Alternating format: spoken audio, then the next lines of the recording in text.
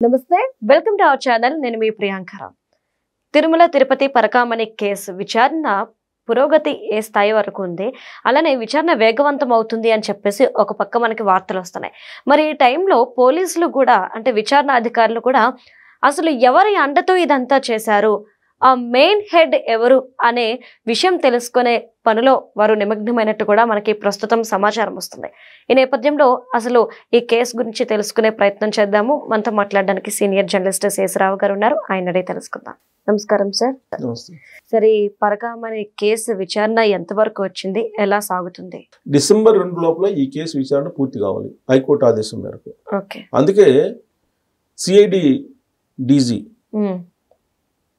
ఆయన ఆధ్వర్యంలో 20 మందితో కూడినటువంటి ప్రత్యేకమైనటువంటి 20 బృందాలు ఏర్పడ్డాయి ఈ 20 బృందాలు రకరకాలుగా విచారణ చేస్తున్నాయి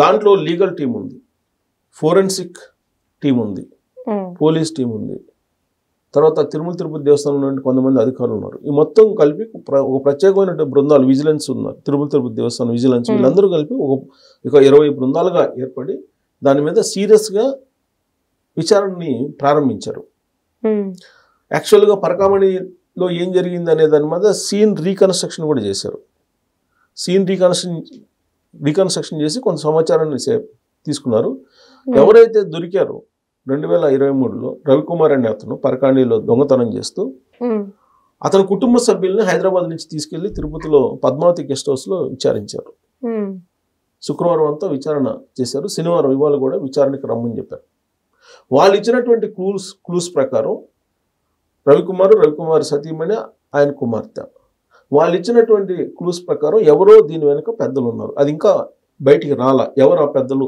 అనేది అయితే ఇక్కడ కొంతమంది తిరుమల తిరుపతి దేవస్థానంలో ఉండేటువంటి వాళ్ళు ఉద్యోగులు కూడా ఉన్నత స్థానంలో ఉండేటువంటి వాళ్ళు కూడా సహకరించారు అనేది అనుమానం అందుకే ఇప్పుడు ఎవరి పేర్లు అయితే వాళ్ళు చెప్తున్నారో విచారణలో వాళ్ళని కూడా తిరుమల తిరుపతి దేవస్థానంలో ఉండే ఉద్యోగులను కూడా విచారించడానికి ఇప్పుడు రవిశంకర్ అయ్యర్ ఆధ్వర్యంలో ఉన్నటువంటి ప్రత్యేక బృందాలు సిద్ధమయ్యాయి ఇప్పుడు వాళ్ళ భార్య పేరు ఏంటి ఆ రవికుమార్ భార్య వాళ్ళ పేర్లు ఏంటంటే రవికుమార్ వాళ్ళ భార్య పేరు రమ్య కుమార్తె ప్రనూష వీళ్ళ ముగ్గురిని తీసుకొని విచారిస్తున్నారు ప్రత్యేక బృందాలు సో వాళ్ళు ఏం చెప్పారండి విచారణలో చెప్పింది లీక్ అయింది వాళ్ళ పేపర్లో వచ్చింది ఆస్తులు మొత్తం రాయించేసుకున్నారు అని చెప్పి విచారణలో చెప్పారట ఎవరు రవికుమార్ వాళ్ళ ఫ్యామిలీ ఆయన భార్య రమ్య ప్రత్యూష అనే అమ్మాయి వాళ్ళ కూతురు వీళ్ళందరూ కలిసి ఆస్తులు మొత్తం రాయించేసుకున్నారు అని చెప్పి విచారణలో వాళ్ళకి చెప్తే మరి ఆస్తులు మొత్తం రాయించుకుంటే మీరు హైదరాబాద్లో ఎలా ఉంటున్నారని చెప్పి క్వశ్చన్ వేశారట హైదరాబాద్లో ఉండటం అంటే నెలకి సుమారుగా ఖర్చు అవుతుంది కదా మరి మీరు ఎలా ఉంటున్నారు ఆస్తులు మొత్తం రాయించుకున్నారు నిరాశ్రయులు అయిపోయారు మీరు హైదరాబాద్లో ఎలా ఉంటున్నారు ఎలా ఉండగలుగుతున్నారు మీ ఆస్తులు ఎంత రాసిచ్చారు ఎవరికి రాసిచ్చారు ఇవన్నీ అడిగినప్పుడు ఈ మొత్తం వ్యవహారం పోయి ఆ రోజు ఉన్నటువంటి పెద్దలకి టచ్ అయింది ఆ పెద్దలు ఎవరు అనేది ఇంకా బయట వస్తుంది ఆ రోజున 14 కోట్ల రూపాయలు తిరుమల తిరుపతి దేవస్థానానికి విరాళం ఇచ్చినటువంటి 14 కోట్లు విరాళం ఇచ్చినటువంటి ధనికుడు రవికుమార్ ఎవరు ఈ రవికుమార్ అంటే ఒక సామాన్యమైనటువంటి కుటుంబం నుంచి పెద్దజీఆర్ ఆధ్వర్యంలో పరకామణిలోకి ఎంటర్ అయ్యాడు మరి పెద్దజీఆర్ సంబంధించినటువంటి నియామకాలు ఎలా ఉంటాయి అసలు ఇప్పుడు పోలీసులు విచారణలో తేలిందంటే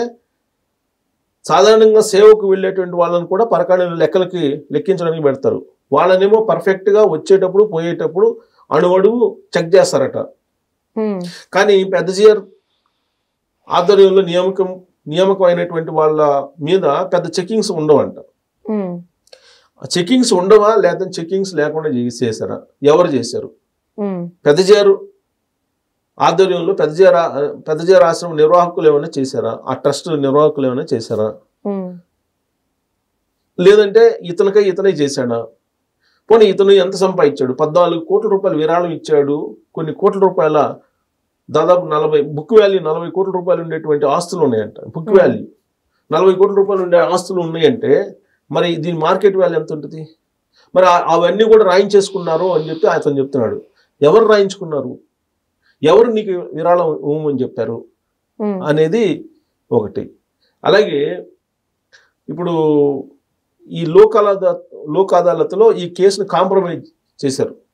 ఈ కాంప్రమైజ్ చేసినటువంటి పోలీసులు కొంతమంది ఉన్నారు, కాంప్రమైజ్ చేశారు, ఇతని చేత కాంప్రమైజ్ చేయించారు. ఈ లోక్ అదాలత్లో కాంప్రమైజ్ చేయించిన పోలీసులను 3 సస్పెండ్ చేశారు, విఆర్కి పంపించేశారు. ఆ పోలీసులను ఇప్పుడు గవర్నమెంట్ ఇమీడియట్గా నిన్న జరిగినటువంటి పరిణామం, నిన్న విచారణ పూర్తయిన తర్వాత ఎవరైతే ఈ లోక్ అదాలత్లో అతనికి సహకరించారో ఎస్ఐ, అలాగే కొంతమంది కానిస్టేబుల్స్, సిఐ, వీళ్ళ 3 సస్పెండ్ చేశారు, విఆర్కి అటాచ్ చేశారు, విఆర్లో పెట్టారు. సస్పెండ్ చేయలేదు, విఆర్లో ఉంచారు.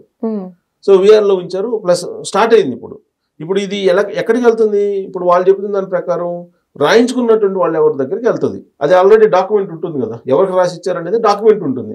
ఆ డాక్యుమెంట్ చూస్తే కనుక వాళ్ళు ఎవరికి రాయించారో బయటకు వస్తుంది. ఎవరు రాయించమన్నారు అంటే ఎస్ఐ, సిఐ పేరు, పోలీసుల పేరు చెప్తున్నారు. మరి సిఐకి ఎస్ఐకి ఎవరు చెప్పారు అనేది రావాలిగా ఇప్పుడు మళ్ళా నెక్స్ట్. సో కాబట్టి ఈ విచారణ చాలా డెప్త్గా జరుగుతుంది. డెప్త్గా జరుగుతున్నటువంటి క్రమంలో ఒక 2 పెద్దల యొక్క ప్రమేయం ఉంది. ఆ రోజు తిరుమల తిరుపతి దేవస్థానానికి సంబంధించి కీలకమైనటువంటి పొజిషన్లో ఉన్నటువంటి 2 వ్యక్తుల యొక్క ప్రమేయం ఉన్నట్టు వస్తుంది. వాళ్ళల్లో ఒకళ్ళు ఈ మధ్యకాలంలో ఇప్పుడున్నటువంటి పాలక వర్గం మీద ప్రతి సందర్భంలోనూ అనేక రకాలుగా దుష్ప్రచారం చేస్తున్నటువంటి ఒక లీడరు. ఆయనకి తిరుమల తిరుపతి దేవస్థానం అన్నా, లేదంటే తిరుమల తిరుపతి దేవస్థానం దేవుడు అన్నా కానీ అతనికి భక్తి లేదు. దాన్ని ఒక నల్లరాయి కింద కూల్చాడు ఆయన. పైగా ఇంకో మాట కూడా అన్నాడు, ఇంకా అది నేను చెప్పను, ఎందుకంటే శ్రీవారి భక్తులు కాబట్టి చెప్పలేము. అంత దారుణంగా మాట్లాడారు. ఆయన్నే కీ పొజిషన్లో ఉంచారు అప్పట్లో. సో ఆయన ఒకళ్ళు, ఆయనతో పాటు అడ్మినిస్ట్రేషన్ వింగ్కి బాగా హెడ్గా ఉన్నటువంటి ఆయన ప్రస్తుతం ఢిల్లీలో ఉన్నాడు. ఆయన ఇప్పుడు ఆయన ప్రమేయం ఉంది. ఆయన ప్రమేయంతో అనేక అరాచకాలు అక్కడ జరిగినాయి అనేది చాలా మంది చెప్తున్నారు. ఇప్పుడు ప్రకాష్ రెడ్డి గారు అని బీజేపీ ఉన్నాడు, ఆయన కూడా కేసారు భానుప్రకాష్ రెడ్డి గారిని. భానుప్రకాష్ రెడ్డి గారు కేసు కూడా వేశారు. ఆయన అనేక దాని మీద పోరాడుతూ ఉన్నారు. ఆయన కూడా చెప్తున్నారు. ఇప్పుడు ఇదే కాదు, ఇదొక కేసే కాదు, చాలా ఉన్నాయి. కల్తీ నెయ్యి ఉన్నాయి, ఇవన్నీ చాలా ఉన్నాయి. విజిలెన్స్ విచారణ ఉంది, అక్కడ టెండర్లు పిలిచిన కేసులు, వీటన్నిటిలో కూడా అక్కడ తిరుమల తిరుపతి దేవస్థానంలో ఉండేటువంటి ఒక ఆయన ఉన్నాడు, పెద్ద ఆయన. ఆయన ప్రస్తుతం ఢిల్లీలో ఉన్నాడు. గవర్నమెంట్ మారగానే ఢిల్లీ వెళ్ళిపోయాడు ఆయన. ఆయన్ని తీసుకొచ్చి విచారించేటువంటి సత్తా ఇప్పుడు ఉందా లేదా అనేది పెద్ద క్వశ్చన్. ఇప్పుడు ఆయన కనుక వస్తే మొత్తం వ్యవహారం బయటకు వచ్చేది. మరి ఆయన తీసుకొస్తారా? మరి 2 పెద్దల్లో ఒక ఆయన ఇక్కడ ఉన్నారు, సరే ఆయన అరెస్ట్ చేసి చేయొచ్చు. ఇంకో పెద్దాన్ని తీసుకురాగలరా? ఆయన కానీ తీసుకొస్తే అనేక కేసులకు పరిష్కారం వస్తుంది. మరి ఇప్పుడు రవిశంకర్ అయ్యర్ గారు డిసెంబర్ 2 లోపల నివేదిక అయితే ఇస్తారు. నివేదిక ఇచ్చిన తర్వాత మరి ఆ పెద్దలు 2 ఎవరు అనేది బయట రావాలి. Okay, right. Thank you so much sir.